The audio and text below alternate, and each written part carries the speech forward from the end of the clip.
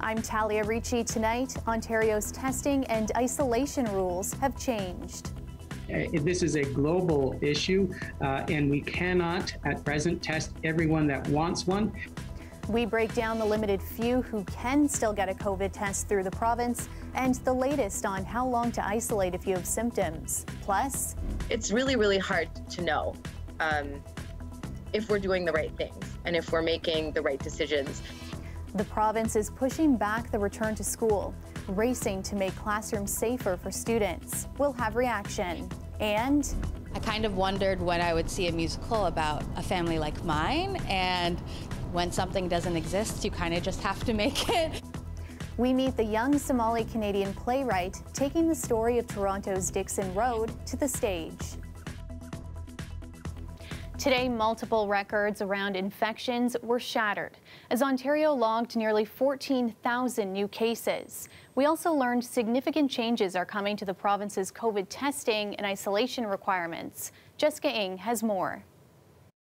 If you have symptoms of COVID-19 and are not eligible for a PCR test and do not have access to a rapid antigen test, you should assume that you have COVID-19 and isolate. The province's top doctor says with limited COVID tests to go around, they're being restricted to those who live and work in high-risk settings. Starting tomorrow, you won't be required to take a PCR test if you've already tested positive on a rapid test.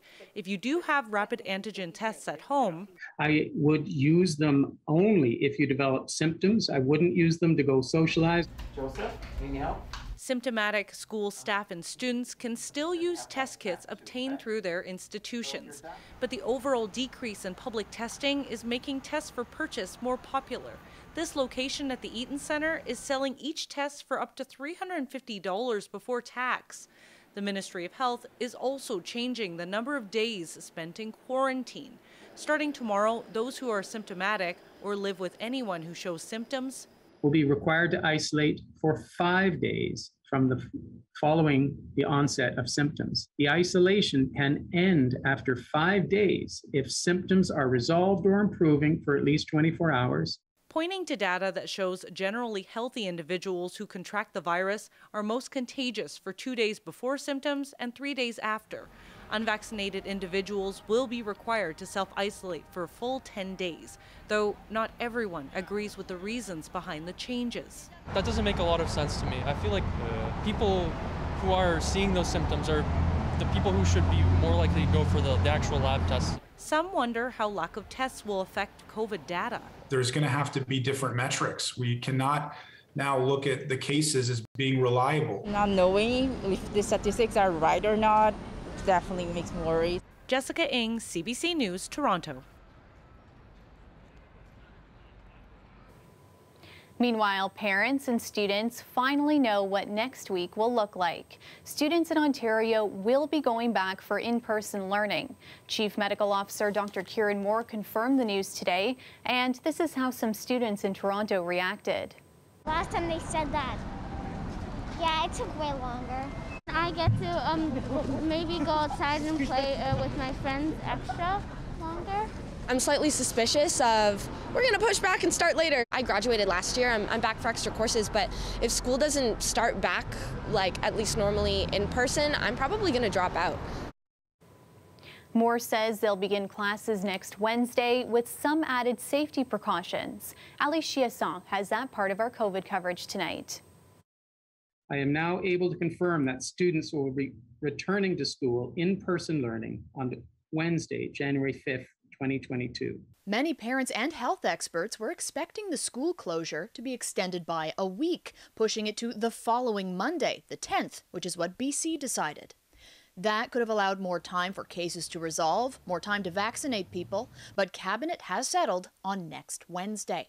Dr. Kieran Moore, not the Minister of Education or the Premier, but the Chief Medical Officer of Health, was the one to insist to the people of Ontario that those extra 2 days will allow them enough time to put in place additional health and safety measures, including deploying additional masking options for students and educators and further improving air ventilation in schools. The province will provide N95 masks for staff in schools and licensed childcare settings and 3,000 HEPA filters to school boards. I think it is one thing when we hear something being mentioned at a press conference. For this Toronto high school teacher, a lot more specifics are needed before he can really feel comfortable returning to school so soon amid Omicron. Well, what we'll be doing is asking those questions, and we have to fire that up the chain to our admin and our board representatives and trustees, and we need to be loud. When it comes to what's best for children, Dr. Kieran Moore doubles down. Our children have sacrificed a lot in the last 20 months, and I think it's a positive statement to ensure our schools stay open for the students that have sacrificed so much. I absolutely endorse them opening on January 5th. I think it's the best. It's the best for he's 6. And when this whole started, he started virtual learning at 4. It didn't work. It didn't work at all. And it wasn't right. It wasn't good for us. It wasn't good for him. It wasn't good for us. So I feel like he needs to be in person. But I do understand that there's risk associated with that. Parents like Jessica Sennett say they have done all they can to prepare their kids and themselves for this. So they're going to give it another go January 5th. Sorry, I'm getting emotional. It's really, really hard to know if we're doing the right things and if we're making the right decisions to keep our family as safe as possible. As another precaution, only low-contact indoor sports and safe extracurricular activities will be permitted. Ali Chiasson, CBC News, Toronto. The federal government moved up availability to its Canada Worker Lockdown Benefit. The benefit gives $300 a week in temporary income support for those unable to work due to a COVID-19 lockdown or capacity restriction. The program was supposed to go online in the new year, but applications opened today. The province expanding 4th dose eligibility today to residents of long-term care homes. They can get another shot 3 months after their 3rd dose. The province is reporting 58 long-term care homes with a COVID outbreak as the policy barring visitors from the homes begins. The temporary measures aim to slow the spread of the virus, limiting visits to just 2 designated caregivers and pausing social trips for residents. COVID-19 outbreaks have been declared at some shelters throughout Toronto. Advocates say it's another reminder that the city needs to step up and support those who are unhoused. As Dale Manukduk reports, without action, it will drive more people outside. There are currently 7 outbreaks in Toronto shelters for a total of 54 cases, the majority of which are here at this hotel shelter where there are 33. Now, shelters present a unique challenge because they're congregate settings, and the people who access them are particularly more vulnerable due to low vaccination rates. The city says just 63% of people who access the shelters have 2 doses of the COVID-19 vaccine. The sector is also facing a staffing crisis, much like the health sector. City spokesperson Brad Ross says the city is ready to fill the gaps. At the start of the pandemic, we had a roster of employees who we were able to redeploy and train appropriately, and we have reached back out to those individuals to assess their ability to come back and be redeployed. Now, one thing the city is doing is opening a new 51-bed shelter to reduce capacity in other spaces. There's also 25 hotels with available spaces. Tommy Taylor, the manager at the Toronto Drop-In Network, says that's a good temporary solution, but those who are unhoused may feel unsafe there due to increased fatal overdoses. For a lot of folks, these are the places that their friends have died.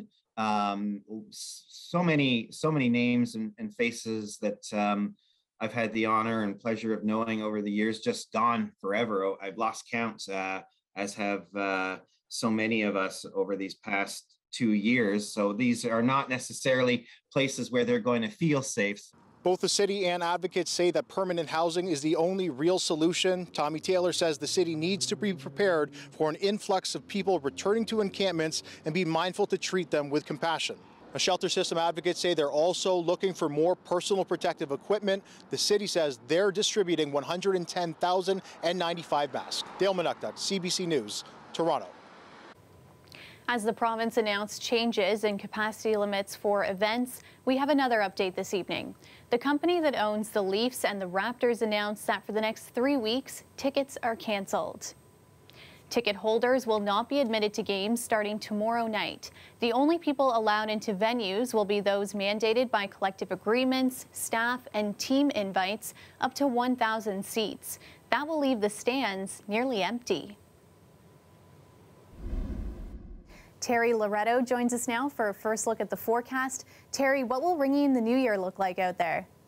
Well, yeah, so the big night, New Year's Eve coming up tomorrow, it's going to be mild, gray, some drizzle, potential freezing drizzle for some in the region, and then a really messy start to 2022. There's a system pushing through from stateside, and then boom, some cold drops from our friends on the prairies for Sunday. So a mixed bag, but not always good. The 24-hour outlook, you know, we've had just sort of that mix of drizzle coming through. Overnight tonight, though, Windsor, you're going to see some rain push through, and then it hits Toronto overnight. That is snow, the pink is freezing rain, and the green is actual rain. So it is a messy, wintry mix. Be careful if you're heading out on the roads. It does start to push through by Saturday afternoon into Sunday, but that's when the cold starts to drop. Overnight tonight, though, -1 in Toronto. Your sun rises at 7:51 tomorrow morning. Some fog patches will dissipate. We get to a high of about 5 degrees with some drizzle pushing through. Risk of freezing drizzle before the temperatures get to that 5. For Windsor, about the same, just a little milder. You could actually push 8 degrees tomorrow, but a 60% chance of drizzle for you folks. It's not a lot, 1 to 3 millimeters in the region, but it's just enough to keep things gray and not so great. The winds are going to pick up Saturday night ahead of that system pushing through. I expect to see a few watches and warnings pop up in there, gusts up to 40, 45 kilometers per hour before things start to calm down. A quick look ahead, 5-4 and -4. That's when the cold drops, folks. -13 on Sunday overnight. We do get some sunshine coming back in after that, however. For Windsor, same kind of thing, a little milder, but gee, those minus double digits for Sunday. Thanks, Terry. It's a familiar intersection in Toronto, Dixon Road and Kipling Avenue. But what many people might not know is what this area means to Toronto's Somali community. One writer hopes to put that history in the spotlight by bringing a story inspired by her family to the stage. It's hard to see the stars in Toronto. City lights are the stars, so it seems. And I first came determined. Dixon Road is a story about a Somali family immigrating to Toronto in the 90s and what it means to travel with your dreams to new places. Dixon Road is a very special area to the Somali community. My dad came here to Canada, and this was the first place he settled and had roots. And especially with a community that was escaping a civil war and trying to find home and community here, it was very important for them to recreate that community here. And Dixon Road is sort of where it started in Canada. Because I grew up with Disney and every musical episode of a television show, I kind of wondered when I would see a musical about a family like mine. And when something doesn't exist, you kind of just have to make it. How do you think it will feel, or what will it mean to you when you finally see your story on stage? We're in the process of developing the story and figuring out the music. It's very exciting. It's so exciting to be working with AC, who's been a revelatory addition to the project in figuring out exactly what is at the heart of this story. It's very rare you get to work with another African director, another African woman director, so that's kind of iconic and really exciting. What was it about this story that made you want to be a part of it and share it? For me, it's a very, very personal story, as I too had to tell my parents that I did not want to continue in university and pursue dance full time. So it is, to me, something also that the community needs to hear. There's more of us that need to be in the arts. We need to be our storytellers, our story keepers of our communities, and preserve our cultures while we're here. Watch the man try to surpass his limits. To have a tie to this story, for me, just is so memorable within my own journey, within everything that I wanted to be able to show, and I'm bringing that into the room when I get to work with the actors. How many girls that this world told no, then they grow up and they don't know where to go because you stood on the sparks, set their hopes out clean. Now we're left with young women who've forgotten how to dream. I hope they find themselves in the story of what a lot of diasporic kids go through, which is worrying that the sacrifices that our parents made for us to come to this country and find opportunity in this country meant that we had to sacrifice our dreams and finding ourselves. And by letting our kids sort of continue our traditions in these new, modern, contemporary ways, we are actually continuing the stories of home. find me. And there's a live look at our city skyline. Mainly cloudy tonight with a risk of freezing drizzle after a day of gray skies. Terry's back now with a look at your long-term forecast. You know, we had such a mild day today, and that's going to happen tomorrow, even milder as we get into Friday and Saturday, but then things really drop off. -1, some fog patches developing overnight tonight. Do be careful in the morning. There's a few drizzly patches moving through that could become freezing until we get up to 5 degrees. Your sun sets at 4:50 tomorrow afternoon. The days are slowly getting longer, folks. And a reminder that Windsor is tuning in with us this evening. Overnight tonight, 1 degree with some drizzle. Your sun sets at 8:01. Well, and tomorrow you can get up just after 5. I'd say to see the sunshine, but you won't. You're going to see some rain coming through, risk of freezing drizzle. That's what that's going to look like. So keep your eye on the timeline. Early Friday morning, the blue is snow, the pink is freezing rain, and the green is actual rain. So you can see that it's off and on throughout the course of the day, although there will be a few breaks in the systems. In general, it's gray, and then a massive system starts to push in Saturday overnight. Most of it's going to pull into the sort of Quebec and the eastern seaboard, but, you know, 50, 100 kilometers to the north, that could really impact us. How much rain we see depends upon where you are. 1 to 3 millimeters, unless that system does pull a little bit to the north, then that could go up to 5 to 10 millimeters of rain.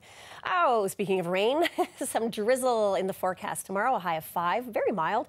4 on Saturday, but also freezing drizzle chance in there as we drop to -6 overnight. And then Sunday, winds are going to pick up ahead of a system coming through, bringing us colder temperatures, but the sunshine does return on Monday and Tuesday. Let's check in with our friends in Windsor. Okay, so milder for you, 7 to 8 degrees, but again, that rain pushing through, so it's not a perfect day for driving. If you can hunker down. Saturday, we'll see that rain in the forecast again, and then that big temperature drop. It's going to push that into snow on Sunday, but the sun is going to start to creep out for you folks again on Monday. In fact, this might be a fully sunny day, and the temperatures, although colder than normal, will be quite tolerable. Beautiful shot from Paul Paget, or one of our weather watchers. Beautiful red-tailed hawk. Look at that guy. And this one fooled me. Tony was like, hey, look at the ski lift. And I thought, at least people are getting out skiing. But I looked a little closer, and Tony said, no, that was us in the summer getting our mountain bikes up the ski hill. It's been too wet to ski this year. Thanks, Terry.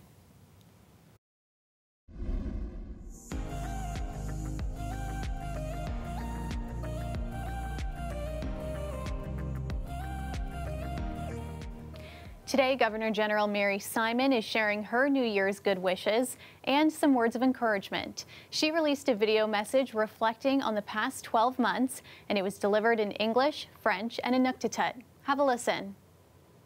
In Inuktitut, there is a concept called ayuynata. Although it means commitment, a promise, a vow, it's also so much more. We find meaning in its action. Together, we are combating the COVID-19 pandemic with vaccinations and public health measures. Together, we are thinking of creative and innovative solutions to save our planet. Together, we are walking the path of reconciliation on a lifelong journey of healing, respect, and understanding. With every hard question we ask, we find answers to how we can make Canada a truly inclusive and sustainable country. For the second straight year, the City of Toronto's New Year's Eve celebrations will be held virtually. But not all cities in the GTA are canceling plans to ring in the new year. Greg Ross has more.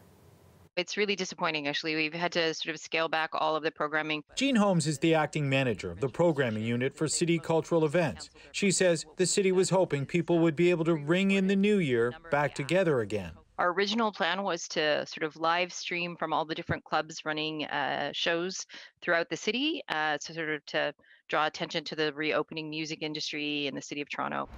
But with COVID cases surging, there's been a change in plans. The city will instead broadcast a virtual show similar to last New Year's Eve, with pre-taped performances from a number of local acts, and of course, there will be fireworks. What we're telling people is the safest place to celebrate New Year's Eve is where you are at home. We take our direction from the medical officer of Health for Toronto, and Dr. Davila and Dr. Dubé have been telling us that it's better to not have people gather in any places. That's the same advice officials in Mississauga have received. Events there have been canceled as well, including fireworks. But the direction from health officials in Brampton is different. I know there's been a bit of a movement to cancel outdoor events.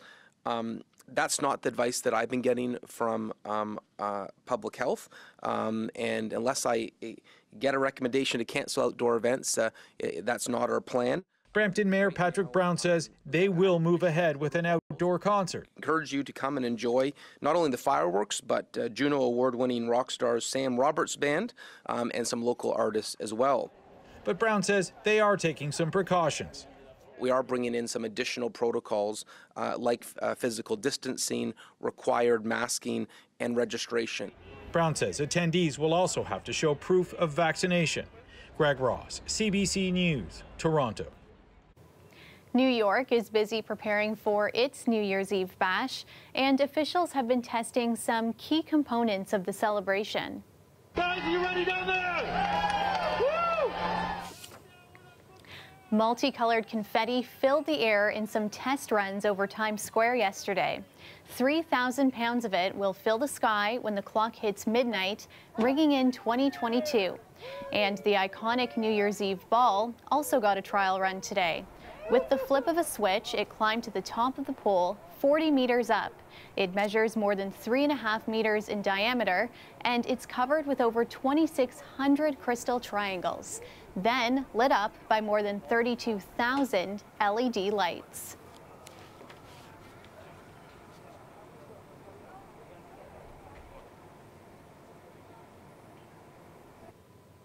And that's our show for you tonight. Thanks so much for watching. You can stay caught up on news anytime on our website, cbcnews.ca. Good night.